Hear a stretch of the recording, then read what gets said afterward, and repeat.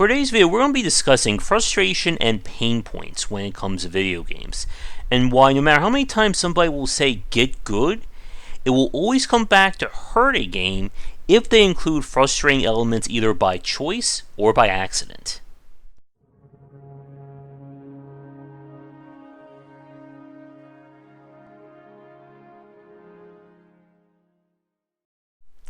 Since the development and release of Demon's Souls and followed by Dark Souls, there's been this greater push towards difficulty and challenge in games. As we've said many times over, the infamous get good has become a major part of the gamer vernacular over the last decade. But when these discussions pop up, they often get into trouble when it comes to streamlining and making a game more playable and approachable for a larger audience. And because of that, it's important to discuss why frustration is never a good part of a video game. Now, as I said, when we look at difficulty in video games, there is a very fine line between challenging and frustration. And it all comes back, or all comes down to how something is implemented in a game and what kind of punishment or failure states are involved in it. And games that typically are more approachable obviously have less punishment and fail states than games that do. But as we've seen over the last decade, especially with the rise of making more accessible roguelikes, roguelites, Souls-likes, and other likes, that you can have a challenge without having frustration to it.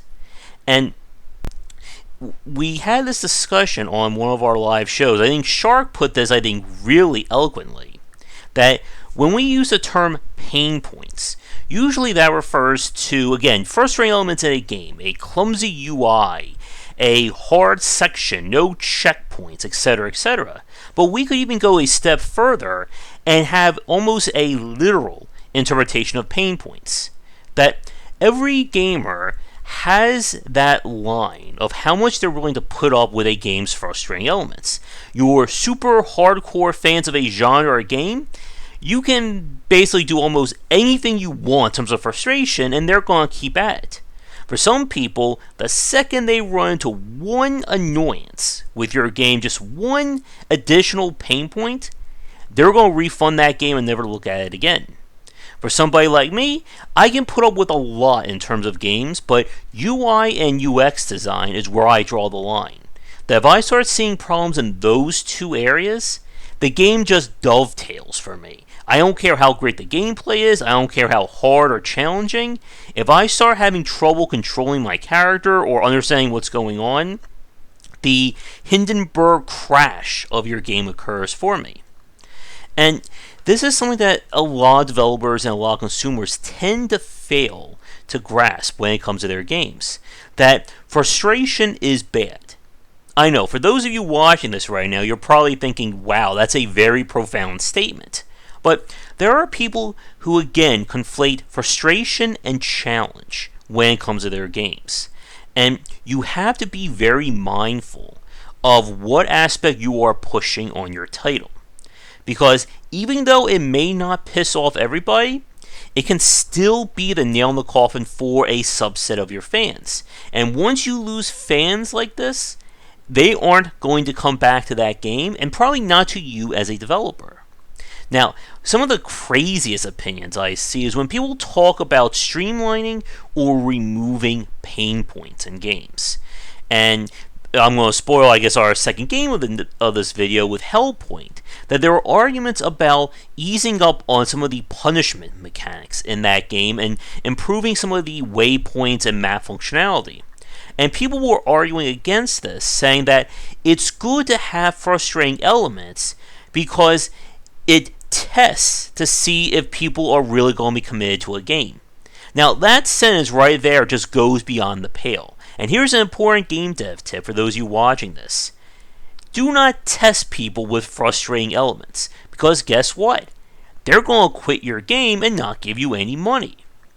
And again, there are people who feel that frustrating elements, pain points, onboarding, and playability issues are part of kind of, the gamer club tests. That you need to have the stuff in there, because if you don't, then anybody could play your game. And right there, you can probably hear an indie developer cry laughing as I said that line. And it's important, again, that in today's market, onboarding and playability and approachability are all vital elements in order to grow your game. Because if you fail in these basic, again, this is design 100 stuff, it really unfortunately speaks volumes about the rest of your game. And like I say, if something frustrates me 2 minutes into your game, whether it's a UI or UX point of view, that doesn't go away. That kind of stuff doesn't magically get better. Some people will be able to put up with that. Again, that's where the whole pain points concept comes in. But those people aren't going to be the majority of your fan base. And we see this with a lot of these games, where they'll start off with, let's say, the first achievement, 80 to 90% of the people will get that, the first 5 to 10 minutes of your play. And then the second or third achievement, that number dives. We get to 50%, 30%, 10% of the people who buy your game keep playing. And that is a horrible turnover rate. And there are greater discussions to be had about this. But for our video today, again, frustration is something you want to avoid. And in order to spot frustrating and pain point elements of your game, it's always important, once again, to circle back to the core gameplay loop. What am I doing in your game? Am I fighting monsters, if I get my reflection right, in Bloodborne? Am I building a city in SimCity? Am I cooking food? Am I tap dancing? Whatever. Now, are there any elements in that game that prevent me from doing that? And if there are, those aren't helping. And there's a reason why I put Bloodborne as the example of this first piece. Because it is one of my favorite games, but it makes one very big design sin. And before anyone argues with me, this is a design sin. And that is that the bullets and healing items that you need to successfully fight enemies and to make progress are consumable pickups that you can run out of. And then you are forced to spend resources or grind in order to get them back. And I know, pretty much on cue, that somebody's going to be commenting down below saying, well, if you're good enough at the game, those things don't bother you. And that's the point. Anything that punishes the wrong group of players or makes it worse for them is not good design. It just simply isn't. Because those aren't the people you want to frustrate. If you want to make something challenging, make it challenging for the expert players. This has been Nintendo's MO for a few decades now. That they will have incredibly hard, incredibly challenging levels, and that's the post-game. Because they know that the majority of people aren't interested in punishing and difficult design. They just want to see Mario save the princess, or Luigi get his mansion. But they offer those concessions to more skilled players. And with something like with Dark Souls and Bloodborne, again, this issue with Bloodborne is not even in Dark Souls. One of the best things about the Souls games is the whole Estus Flask. That it is an infinitely restoring amount of recovery items. That there's a limit that you can use it, but you're never going to be at a period in a Souls-like where the game just outright refuses to give you an Estus. We've, again, joked before about how they could turn to a pay-to-win game and make it pay to Estus. But again, would that make the game more challenging? Yes. But who is it making it challenging for? Is it going to be for the hardcore players? No. It's going to be for the people who are already having a hard enough time to play the game, and it's just essentially you're twisting the knife that you've already stabbed into their back. And like we've said, the challenge when it comes to onboarding, especially if your game has a difficulty floor, as in a bare minimum amount of skill you expect the player to have, is how do you make a challenging game without making it frustrating? And that's not a 15 to 20 minute video. That's a good hour to 2 hour rant here. But again, everything must be fed through your core gameplay loop, because that is what you want people to experience. And we can even look at smaller elements in terms of UI design, such as a simple act of having sorting or auto-equipping characters with the best gear.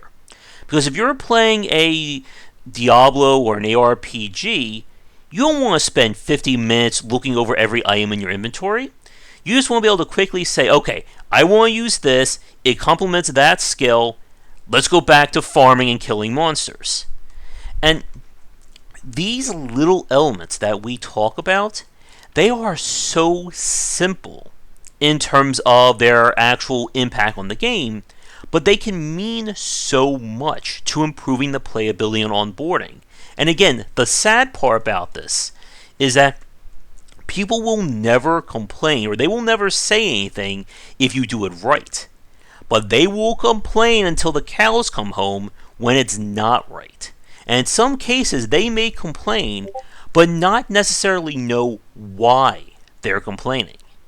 But with that said, we're going to take a quick break, and when we return, I want to talk a little bit more about Hellpoint and some of the unnecessary or, unforced fouls they make in terms of onboarding. And now for a quick shout out to our current Game Wisdom supporters and sponsors. Going forward, all Patreon supporters will get early access to our videos. And if you'd like to continue this discussion on game design, be sure to check out our Discord channel, link down below. If you're looking for more wisdom about game design, be sure to check out my latest offering of books, 20 Essential Games to Study, aimed for first-time developers and students looking for some inspiration for their upcoming games, and Game Design Deep Dive Platformers if you're interested in anything regarding 2D and 3D platforming design. They're both available in print, digital, and wherever books are being sold. When we talk about pain points or frustrating elements in games, they're often very innocuous. Something you're not going to notice on your first time you experience them, or even if you're playing it as a playtester or designer. But they tend to wear the player down, and when they start to annoy you, it affects the experience as a whole. And the example that I want to talk about is with Hellpoint. So, Hellpoint is kind of a Souls-like meets like Event Horizon, Dead Space kind of world to it. And as per usual of a Souls-like, you're going to be exploring a massive game space, lots of areas to go to, enemies raining down death as you saw right there, and so on and so on. And the problems that the game commits from a frustration or quality of life standpoint, again, when I talk about them, they're going to seem very minuscule. But it's issues like this that compound over the course of a play. So, the first thing is that the game features a centralized hub, much like other Souls-likes. But the centralized hub is a lot harder to get back to compared to them. You do not have a dedicated or an always available warp ability. You get an item that allows you to teleport, yes, but it is a consumable. And you can only really use it at the various bonfire/checkpoints. And you'll have to consume that in order to turn that checkpoint into a teleport. So, the only ways to get that item back, A, is you have to find them in the world, which there is a limited number, or B, you'll have to go into these kinds of rifts that you'll see in probably the next minute or so that allow you to essentially go to, I guess, like the Dark World version of Hellpoint. And this, again, is one of those little minor issues. The developers are taking a basic quality of life feature and they are putting it behind a consumable item. It causes, again, like the hoarding element because you don't want to use it, which in turn makes the game harder.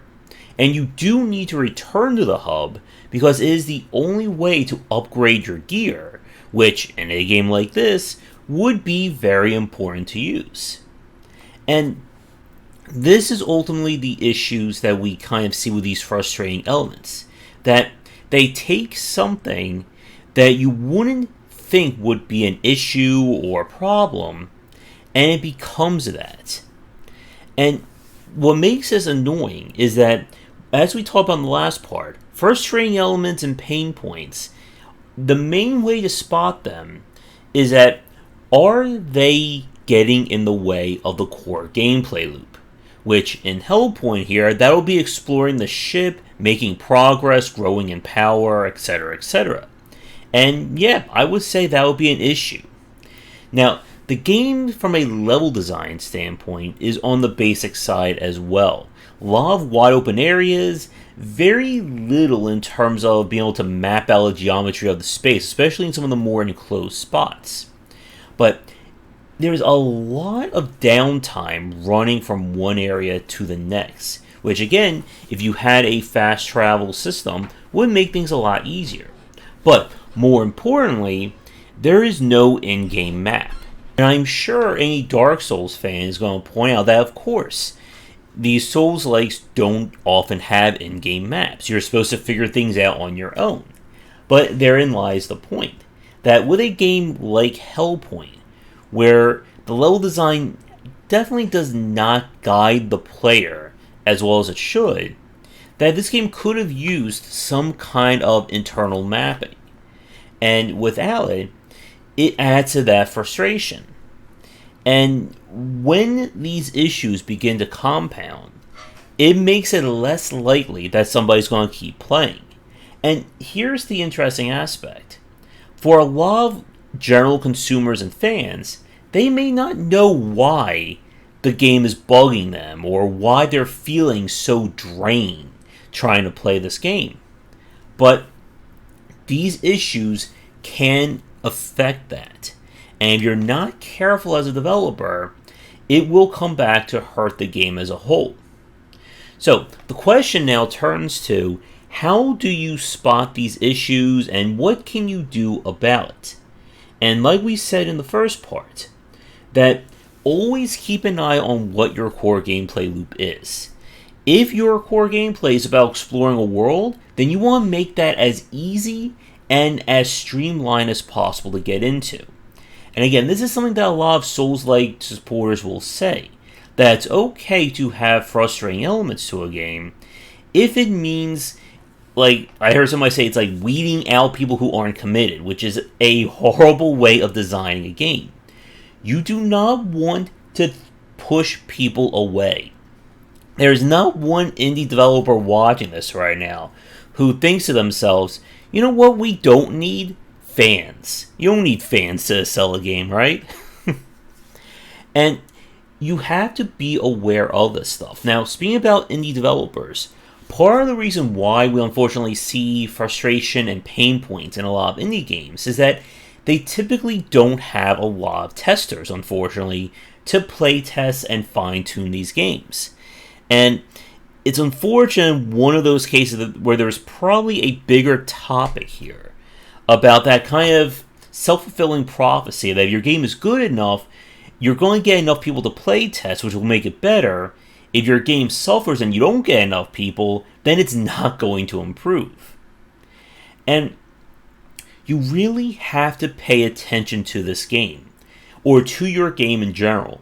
Now, another tip, if you don't have play testers, or you're still in the kind of prototype alpha beta version of your game, or maybe more in the alpha, when you're doing research on whatever genre you're trying to build on, look at any part of a game that you play that annoys you. While it's important to look at parts that make this game exciting or make you want to play it, look for any aspect, no matter how minute, that frustrates you. It could be even as simple as having to organize your inventory. Make sure you have all your healing potions on your hotbar, or even just as simple as starting the game. Anytime there is something frustrating or annoying, mark that down, because this is how you begin to improve as a game designer. Because it's not only about making great stuff better, but about mitigating or removing the annoying stuff. We have talked about this in the past with Blizzard, and Blizzard is one of the masters when it comes to refinement and iteration on a lot of their designs. And when you do such a good job on that front, it can almost make your game seem like a brand new original game. And remember, when we're talking about making these changes, it's not always about the big things that stand out for you or the player base. Something like a sorting system in an ARPG may not sound like its priority, but to make the game easier to play, to keep people engaged in that core gameplay loop, is worth its weight in gold. Now, one final point, and this is especially again for indie developers, that you need to focus on kind of squashing or stamping out pain points, because you do not have the luxury of a name or clout behind you. If somebody spots anything annoying or frustrating within the first few minutes of playing, they're going to stop. And when that happens, they're not going to come back. For myself, I always say I give games about 10 to 15 minutes of a grace period. If your game annoys me in that time, consider your chance of me playing it going down fast. And while that may not sound fair, again, you have to remember that there are dozens of games being released daily, and your game is not special anymore. If there's anything that annoys somebody, we can move on to the next one. So, with that said, to wrap up this video, can you think of examples of games that did a really good job of trying to remove as many pain points with a genre that you can see? And are there any games that did not do a good job, that just became frustrating to play no matter how great the core gameplay was? You just got fed up with it. But with all that said, thanks for watching this video. As always, check out our Discord and Patreon link down below, and come back for daily discussions on game design here and on game wisdom, where we examine the art and science of games. Until next time, take care. Thanks for watching the video. If you enjoyed things, be sure to do all the liking and subscribing that the kids are doing these days. Check out our Discord channel link down below, where we hang out and chat game design, and come back later tonight for our regular streamings. But that's it, and tune in for more great content here and on Game Wisdom, where we examine the art and science of games.